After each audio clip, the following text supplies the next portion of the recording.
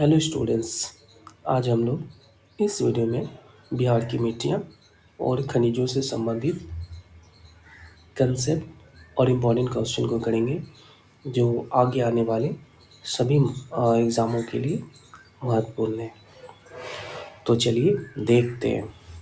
तो सबसे पहले हम लोग बिहार की मिट्टियों के प्रकार को देखेंगे। तो बिहार में कुल 2 मिट्टियाँ पाई जाती है, जिसमें अगर हम लोग सबसे पहले मिट्टी देखें तो पहला हो गया पर्वत पद्दी मिट्टी। तो पर्वत पद्दी मिट्टियों का जो विस्तार है वो हमारा देखें तो अपर का जो क्षेत्र है, जो पश्चिमी चंपारण का क्षेत्र है, वो हमारी पर्वत पद्दी मिट्टी होगी। अगर हम लोग तराई मिट्टी का क्षेत्र देखें तो पश्चिम चंपारण से लेकर जो किशनगंज तक का एरिया है, तो ये हमारी तराई मिट्टी होगी। अगर हम लोग बांगर मिट्टी को देखें तो जो बांगर मिट्टी का जो क्षेत्र है हमारा, जिसको हम लोग पुरानी जलोढ़ मिट्टी भी कहते हैं, तो ये हमारी बांगर मिट्टी हो गई। अगर हम लोग खादर मिट्टी को देखें तो ये हमारी खादर मिट्टी हो गई। तो ये वाला जो क्षेत्र है ये खादर मिट्टी का क्षेत्र है। अगर हम लोग ताल मिट्टी को देखें तो ये वाला जो क्षेत्र है ये ताल मिट्टी का क्षेत्र हो गया। अगर हम लोग बलथर मिट्टी को देखें तो ये वाला जो क्षेत्र है ये हमारी बलथर मिट्टी का हो गया। अगर हम लोग लाल बलुई मिट्टी को देखें तो ये लाल बलुई मिट्टी का क्षेत्र है। अगर हम लाल और पीली मिट्टी का देखें तो लाल और पीली मिट्टी का क्षेत्र है। और ये वाला गंगा एक गगाड़ी मिट्टी का क्षेत्र है। और उसके बाद ये जो क्षेत्र है ये हमारा हम लोग बोल सकते हैं पुरानी जलोढ़ या बांगर मिट्टी का ही क्षेत्र है। तो ये कुल मिलाकर 9 ऐसे प्रकार है जो बिहार में पाए जाते हैं। तो अगर हम लोग भौगोलिक आधार पर देखें इसको कितने भागों में बांटा गया है, तो बिहार में भौगोलिक आधार पर मिट्टियों के जो प्रकार है वो मुख्य रूप से 3 भागों में बांटा गया है। पहला उत्तर बिहार की मैदान की मिट्टी, और दूसरा दक्षिण बिहार की मैदान की मिट्टी, और तीसरा दक्षिणी पठारी सीमा की मिट्टी।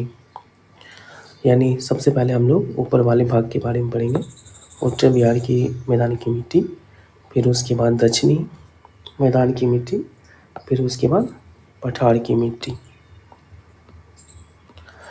उत्तर बिहार की मैदान की मिट्टी यह मुख्य रूप से जो नदियों के द्वारा लाई गई पानी है, या नदियों के द्वारा लाई गई पानी में जो मिट्टियाँ होती हैं उससे निर्मित होती है। और यह मुख्य रूप से इसमें जो मृदा पाई जाती है वो जलोढ़ मृदा होती है, और इसे काफ़ी उपजाऊ माना जाता है। और बिहार में सर्वाधिक मात्रा में इसी मिट्टी का विस्तार है। अगर हम लोग तो पाला पर्वत पद्दी मिट्टी, तो पर्वतीय पद्दी मिट्टी यह मुख्य रूप से पश्चिम चंपारण और उत्तर पश्चिमी भाग यानी सोमेश्वर सैनी के पास में पाई जाती है। और ये मृदा धान की खेती के लिए काफ़ी उपयुक्त माना जाता है। और तराई मिट्टी नेपाल की सीमा के साथ साथ चंपारण से लेकर किशनगंज, यानी इनका जो विस्तार क्षेत्र है वो चंपारण से लेकर किशनगंज तक है, और एक संकीर्ण पट्टी के रूप में फैली होती है। और इसमें अगर हम लोग बात करें तो ये धान, जूट और गन्ने के लिए काफ़ी ज़्यादा अच्छी मृदा मानी जाती है। फिर उसके बाद बालसुंदरी मिट्टी या पुरानी जलोढ़ मिट्टी का एक प्रकार है जो पूर्णिया, सहरसा, दरभंगा और मुजफ्फरपुर में पाई जाती है। ये पीछे वाले क्षेत्र में पाई जाती है। पूर्णिया, सहरसा, दरभंगा और मुजफ्फरपुर के क्षेत्रों में पाई जाती है। इसमें चूना प्रधान और क्षारीय होती है, यानी चूना की मात्राएं ज़्यादा होती है और मिट्टी क्षारीय होती है। और इस मृदा में आम और लीची के बाग अधिक मिलते हैं। फिर उसके बाद खादर मिट्टी नदियों के प्रभावित क्षेत्रों जैसे कोसी और गंडक बेसिन में पाई जाती है और यह अत्यंत उपजाऊ होती है, जिसको हम लोग नवीन जलोढ़ मृदा भी कहते हैं। तो खादी मिट्टी का विस्तार क्या है, तो कोसी और गंडक के बेसिन में पाई जाती है, तो ये आप ध्यान रखोगे। फिर दूसरा मृदा है दक्षिण बिहार की मैदान की मिट्टी। इसमें ताल, करील, केवाल मिट्टी, बलथर मिट्टी मुख्य रूप से मिलती है। तो ताल मृदा गंगा के दक्षिण तट पर पटना से मुंगेर तक 8 से 10 किलोमीटर चौड़ी, यानी पटना से लेके मुंगेर तक 8 से 10 किलोमीटर चौड़ी पट्टी पाई जाती है और ये वर्षा ऋतु में क्या हो जाती है, जल मग्न रहती है और यह रबी फसलों के लिए काफ़ी अच्छी मानी जाती है। रबी फसल में तिलहन फसलों को अधिक मात्रा में उगाया जाता है, जिसमें बहुत सारी दलहन फसलें हैं। फिर उसके बाद करेल केवाल मिट्टी, यह पुरानी जलोढ़ मृदा ही है जो रोहतास से लेकर भागलपुर तक फैली है, लेकिन इसमें जल सोखने की जो क्षमता होती है इस मृदा की वो काफ़ी अच्छी होती है। बलथर मिट्टी कैमूर की पहाड़ियों से राजमहल की पहाड़ियों तक अगर हम लोग बात करें, जो कैमूर की पहाड़ी वाला क्षेत्र है, और उसके बाद अगर हम लोग बात करें तो जो कैमूर की पहाड़ियों वाला क्षेत्र है से लेकर राजमहल की पहाड़ियों तक एक संकीर्ण पट्टी पाई जाती है और यह मिट्टी जो होती है वो लाल और पीले रंग की होती है, रेतीली होती है और यह मोटे अनाज के लिए काफ़ी अच्छी मानी जाती है। फिर उसके बाद है एक अंत में दक्षिणी पठारी मिट्टी, यानी दक्षिण के साइड में पठारी वाले क्षेत्र में पाई जाने वाली मिट्टी। तो मुख्य रूप से 2 मिट्टियाँ पाई जाती हैं, एक लाल बलुई मिट्टी और एक लाल और पीली मिट्टी। अगर हम लोग लाल और बलुई मिट्टी को देखें तो ये मुख्य रूप से कैमूर और रोहतास के, आप ध्यान रखोगे, कैमूर और रोहतास की पठारी क्षेत्रों में पाई जाती है। इसमें लोहांश अधिक होता है और इसकी उर्वरता कम होती है। लाल और पीली मिट्टी ये बांका, गया और जमुई के कुछ हिस्सों में पाई जाती है, जो मोटे अनाज और दलहन की खेती के लिए क्या होती है, बहुत अच्छी मानी जाती है। तो ये बिहार की मृदा की प्रकार है। उत्तर बिहार की मैदानी की मिट्टी, दक्षिणी बिहार के मैदान की मिट्टी और दक्षिणी पठार की मिट्टी। अब इसके बाद हम लोग बिहार की खनिज को देखते हैं, महत्वपूर्ण खनिज। तो बिहार में बहुत सारे ऐसे खनिज हैं जो अधिक मात्रा में पाए जाते हैं और बहुत सारे खनिज की जो मात्रा है वो कम है। बिहार और झारखंड 15 नवंबर 2000 को अलग होने के बाद बहुत सारी खनिजें वो झारखंड वाले क्षेत्र में चले गए हैं। तो इसलिए बिहार में जो मुख्य रूप से जो खनिजें पाई जाती है उसमें से कुछ की मात्रा बहुत अधिक होती है और कुछ की जो भंडारण क्षमता है वो कम है। अगर हम लोग बॉक्साइट के बारे में बात करें तो बॉक्साइट मुख्य रूप से मुंगेर और रोहतास में पाया जाता है। पायराइट रोहतास के आंजोर में पाया जाता है और ये 95%, अगर हम लोग बात करें भारत में जो 95% पायराइट पाया जाता है वो बिहार के रोहतास आंजोर से ही बिहार में ही पाया जाता है और ये हमारे कई एग्ज़ामों में पूछे गए, तो ये बहुत ज़्यादा इम्पोर्टेंट है। फिर उसके बाद सोना आपको पता ही होगा, जमुई क्षेत्र में सोना का भंडार है।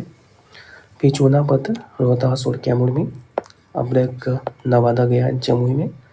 चीनी मिट्टी ये इम्पोर्टेंट है, चूना पत्थर भी इम्पोर्टेंट है और चीनी मिट्टी भी। चीनी मिट्टी का जो क्षेत्र है वो भागलपुर, मुंगेर क्षेत्रों में पाया जाता है। फिर क्वार्ट्ज मुंगेर, जमुई, गया में। स्लेट मुंगेर, खड़गपुर पहाड़ियों में। यूरेनियम, तो यूरेनियम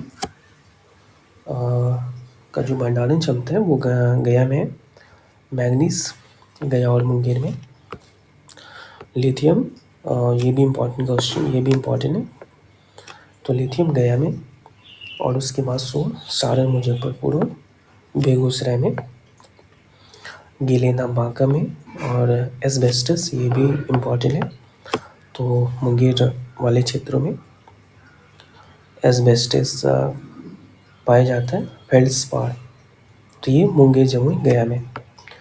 तो ये आपको ध्यान रखना है, ये इम्पॉर्टेंट है। एस्बेस्टस मुंगेर में, फेल्ड्सपार मुंगेर, जमुई और गया में, लिथियम गया में, फिर उसके बाद मैंगनीज गया और मुंगेर में, यूरेनियम गया में, और क्वार्ट्ज मुंगेर, जमुई, गया में, चीनी मिट्टी भागलपुर और मुंगेर में, फिर उसके बाद पाराइट, सोना और चूना पत्थर।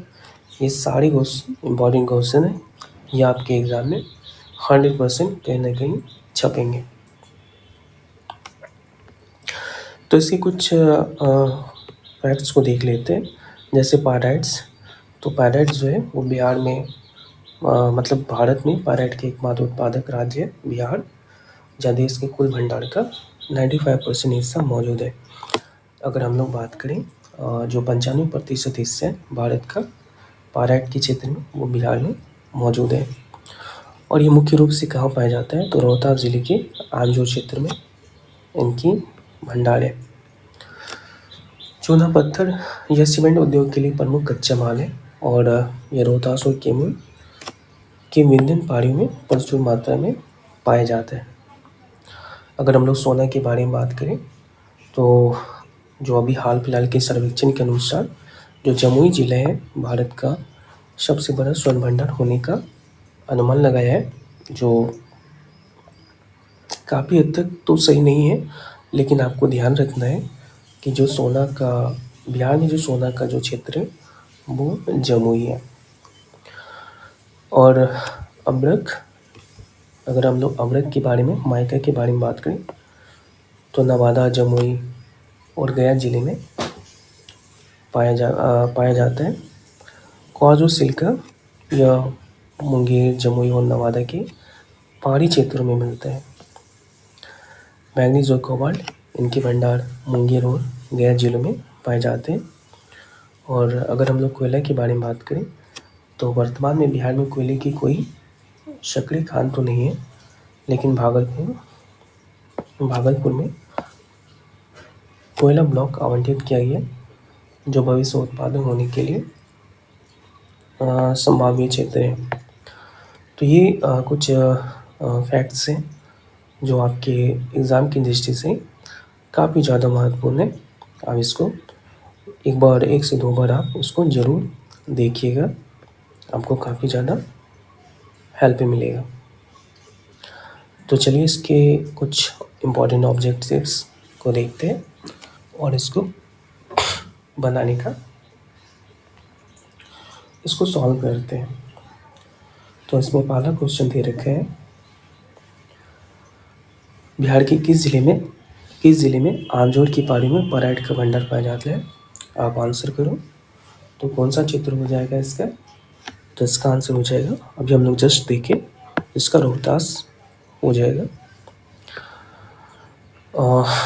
इसके दूसरे क्वेश्चन देखते हैं, देश के कुल स्वर्ण भंडार का लगभग 44% हिस्सा बिहार के किस जिले में होने का अनुमान लगाएगा? तो बिहार में एक ही मात्र जिला है और वो जमुई जिला है, बाकी भी है बट ज़्यादा जो जहाँ पे पाया जाता है वर्तमान समय में भी, तो जमुई जिले है।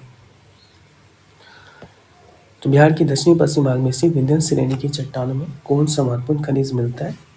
तो विंध्य श्रेणी की चट्टानों में कौन सा महत्वपूर्ण खनिज मिलता है? तो आप आंसर करो। तो इसका आंसर हो जाएगा चूना पत्थर।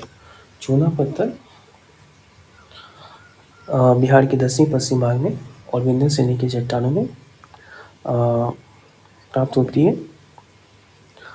बिहार में अभ्रक का मुख्य क्षेत्र निम्नलिखित में कौन सा है? तो बिहार में अभ्रक का मुख्य क्षेत्र तो कौन सा हो जाएगा? आप आंसर करो। तो इसका आंसर हो जाएगा नवादा, गया और जमुई क्षेत्र बिहार में अभ्रक का मुख्य क्षेत्र है। बिहार का कौन सा जिला सोडा उत्पादन के लिए प्रसिद्ध है, जिसका उपयोग बारूद बनाने में किया जाता है? तो कौन सा जिला हो जाएगा इसका? तो इसका आंसर हो जाएगा सारण। खड़गपुर की पहाड़ियों में निम्नलिखित में से कौन सा खनिज पाया जाता है? तो आप आंसर करो। खड़गपुर की पहाड़ियों में अर्थात मुंगेर में निम्नलिखित में से कौन सा खनिज पाया जाता है? तो इसका जो आंसर हो जाएगा वो क्या हो जाएगा, क्वार्टजाइट। तो ये क्वार्टजाइट जो है खड़गपुर की पहाड़ियों में मुख्य रूप से पाए जाते हैं। बिहार की पुरानी जलोढ़ मिट्टी को किस अन्य नाम से जाना जाता है, आपको पता ही होगा, बांगड़। उत्तर बिहार की मिट्टी मुख्य रूप से किस प्रक्रिया द्वारा निर्मित है, तो हम लोग पहले ही पढ़ चुके हैं कि उत्तर बिहार की जो मिट्टी है उसका निर्माण नदियों द्वारा लाई गई निक्षेपों से होती है। बिहार में चीनी मिट्टी मुख्य रूप से कहाँ पाई जाती है, तो बिहार में जो चीनी मिट्टी का जो क्षेत्र है वो भागलपुर और बांका इनका मुख्य रूप से क्षेत्र है। बिहार के अधिकांश भाग में किस प्रकार की मिट्टी पाई जाती है, तो बिहार के अधिकांश भाग पे जलोढ़ मृदा का विस्तार है। बिहार में करेल केवाल मिट्टी के नाम से किसे जाना जाता है, तो करेल केवाल की मिट्टी के नाम से किसे जाना जाता है, तो क्या हो जाएगा इसका आंसर, पुरानी जलोढ़ मिट्टी, बांगड़ मिट्टी। बिहार के किस जिले में पिडमोर दलदली मिट्टी मुख्य रूप से मिलती है, तो दलदली मिट्टी कौन से क्षेत्र में मिलती है या कौन से जिले में मिलती है, तो आंसर हो जाएगा इसका पश्चिम चंपारण। बिहार में से बलसुंदरी मिट्टी किस फसल के लिए सबसे उपयुक्त मानी जाती है, तो इसका आंसर क्या हो जाएगा, लीची। बलथर मिट्टी बिहार में पाई जाती है, तो बलथर मिट्टी बिहार में कहाँ पाई जाती है, तो आंसर करो, तो क्या हो जाएगा, कैमूर और रोहतास का पठारी क्षेत्र में। तराई मिट्टी का विस्तार बिहार में कहाँ से कहाँ तक है, तो तराई मिट्टी का विस्तार बिहार में कहाँ से कहाँ तक है, तो चंपारण से किशनगंज। बिहार में ताल मिट्टी का मुख्य क्षेत्र क्या है, तो बिहार में जो ताल मिट्टी का मुख्य क्षेत्र है वो क्या होगा इसका आंसर, गंगा के दक्षिण तट के संकीर्ण पट्टी में। बिहार की मिट्टी में सामान्यतः किस तत्व की कमी पाई जाती है, तो बिहार की जो मिट्टी है उसमें सामान्य रूप से नाइट्रोजन और ह्यूमस की कमी पाई जाती है। बिहार के किस जिले में पिडमोर्ट दलदली मिट्टी का विस्तार पाया जाता है, तो कौन सी मिट्टी हो जाएगी, तो पश्चिम चंपारण। कौन सा क्षेत्र हो जाएगा, तो पश्चिमी चंपारण।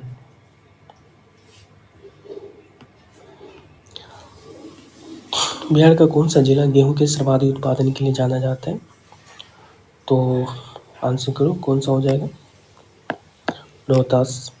बिहार का रोहतास जिला गेहूं के उत्पादन के लिए जाना जाता है। मखाना की खेती के लिए बिहार के कौन से जिले प्रसिद्ध है, तो मखाना की खेती के लिए बिहार के कौन से जिले प्रसिद्ध है, तो मधुबनी और दरभंगा मखाना के लिए काफ़ी ज़्यादा प्रसिद्ध है। लाल पीली मिट्टी बिहार के किन जिलों में मुख्य रूप से पाई जाती है, तो कौन सा जिला हो जाएगा, तो इसका हो जाएगा नवादा, गया और जमुई जो जिले हैं वो लाल और पीली मिट्टी के लिए फेमस प्रसिद्ध है, मतलब पाई जाती है वहाँ। बिहार के किस कृषि जलवायु क्षेत्र में सबसे अधिक 13 जिले शामिल हैं, तो कौन से कृषि जलवायु क्षेत्र है जिसमें सबसे अधिक जिले शामिल हैं, तो आंसर हो जाएगा जोनबंद उत्तर पश्चिमी मैदान।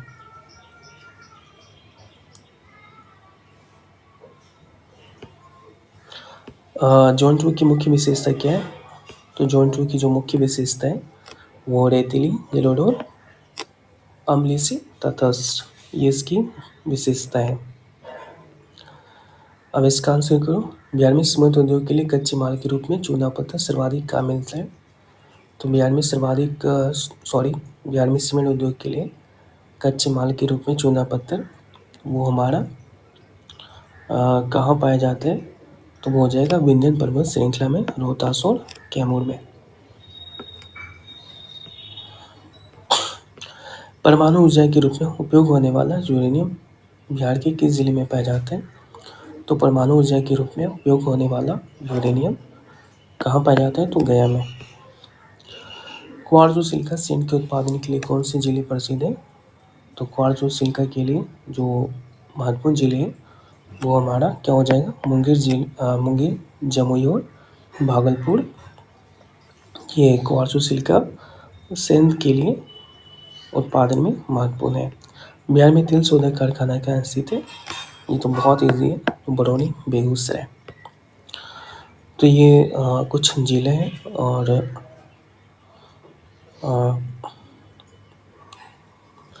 बरौनी, बेगूसराय। तो ये कुछ इम्पोर्टेंट खनिजें और उससे संबंधित ज़िले हैं जहाँ पर ये पाए जाते हैं। तो इसको आप देख लोगे, है ना। इनमें से अगर हम लोग सबसे महत्वपूर्ण के बारे में बात करें तो पायराइट, सोना, चूना पत्थर, फिर उसके बाद चीनी मिट्टी, यूरेनियम, लिथियम, मैंगनीज भी, और फिर उसके बाद एस्बेस्टस। ये काफ़ी ज़्यादा महत्वपूर्ण रहने वाले हैं। इनमें से लगभग इम्पॉर्टेंट ही है, आप देख लोगे, ठीक है। तो स्टूडेंट्स, आप बताओगे आपको वीडियो कैसा लगा। अगर आपको वीडियो अच्छा लगा, इन्फॉर्मेटिव लगा, तो आप वीडियो को लाइक करें, कमेंट करें और चैनल को सब्सक्राइब करें। धन्यवाद।